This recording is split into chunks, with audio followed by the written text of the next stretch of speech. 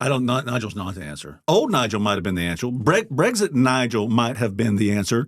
The Nigel today that's doing everything he can do to appease the Muslim community and appease the electorate is not the Nigel you need. Nigel's not the old Nigel anymore. I think people need to get that through their heads, because when Nigel comes out here and says, okay, we're not going to deport all immigrants. It's an impossibility. Can't be done.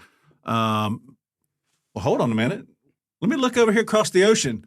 10,000 per day went to 0. And you're telling me it can't be done? And look what Trump's doing. He's deporting them every day. Thousands per day we're deporting. Don't tell me. The British people don't want to hear you say, well, we're going to consider, should we take, biological males out of women's spaces? Well, we'll consider that on a case-by-case basis, as Nigel says.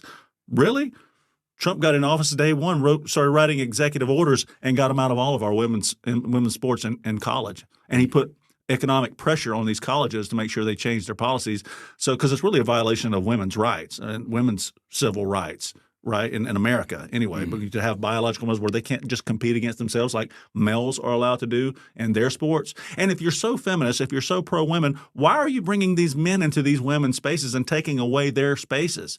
It's not fair to women. But to hear Nigel Farage say it can't be done, and you look across the ocean, the Brits are going, looks like it can be done to me. They don't want to hear that. The British people are hungry and thirsty for a Trump-like leader.